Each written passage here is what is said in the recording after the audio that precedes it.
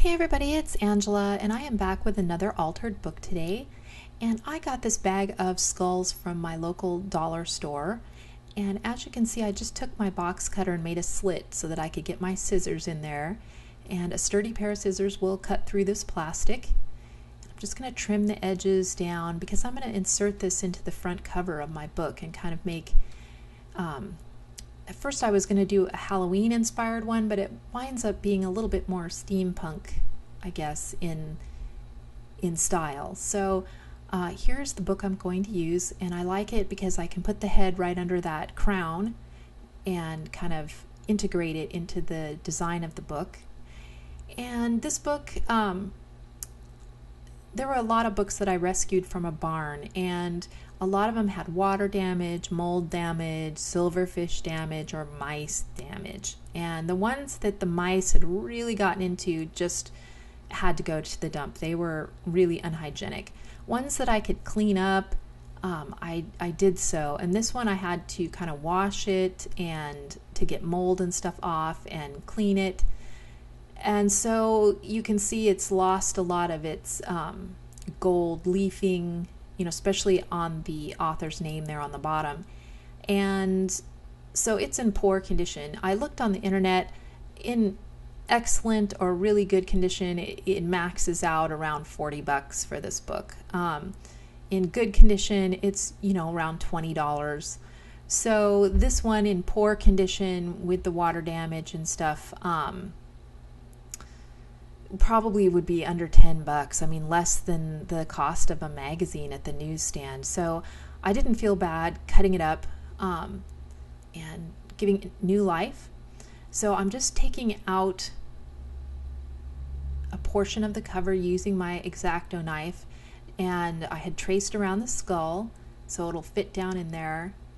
And I cut two skulls out so I could practice on one and then do the next one and see which one I liked better.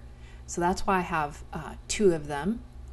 So I like how that's working, but it still looks pretty plasticky, so I do wind up altering it somewhat. Now, at first I was going to use these this Mambi paper for all the pages, but it's not double-sided, and I really wanted double-sided paper, so I do go with a different product line for my pages, and I'll show you that here in just a little bit.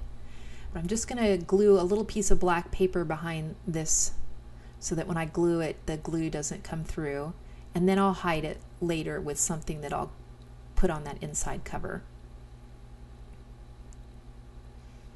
So there is my skull. And then in order to change it up a little bit, I grabbed some antique gold Rub 'n Buff and then also my alcohol inks. And I'm just going to go and take the Rub 'n Buff and go along the edges and just kind of skim it over some of the highlights of the skull just to kind of bring out the definition in the molding of the plastic, and also to give it kind of a sense that maybe in the past it had been gilded and it's just kind of rubbed off, and kind of make it look less dollar store plastic. So now I'm putting some of the gold alcohol inks and just kind of letting it drip and pool in different places. So each time you do this, it's going to turn out looking different.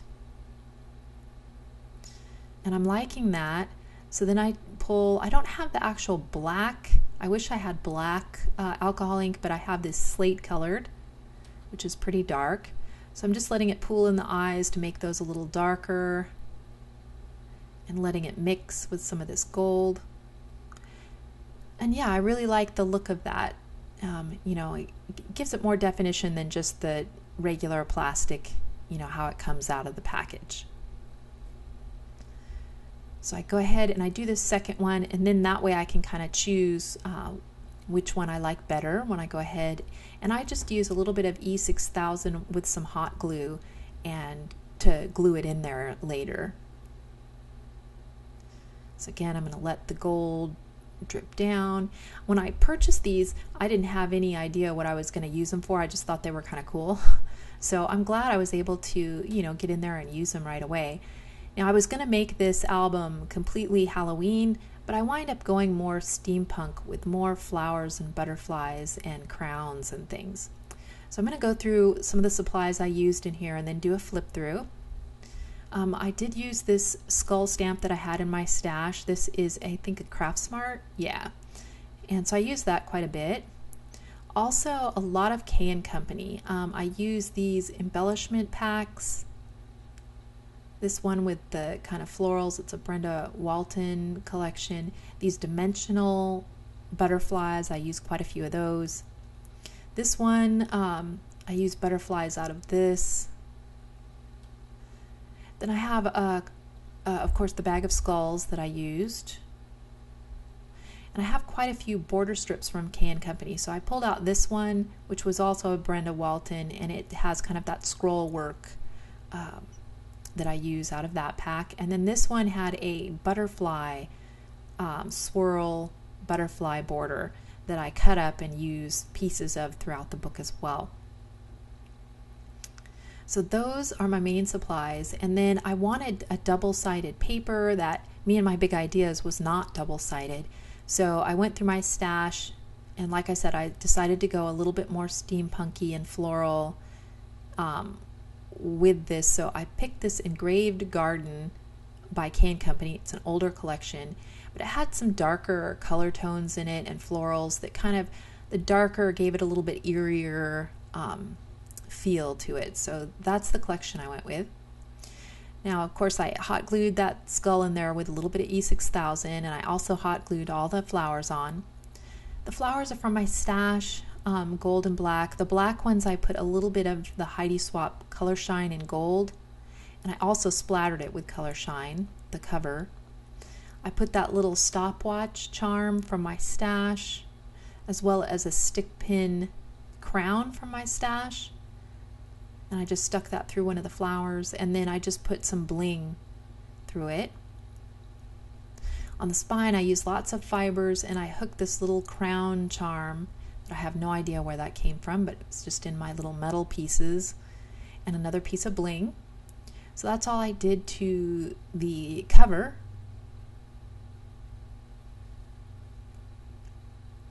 And then on the inside of the book, I covered up that cavity that I cut through for the skull with this card, a book library card. And I left the front few pages of the book intact so that you could see the title and this beautiful illustration. It was a romantic novel, I guess.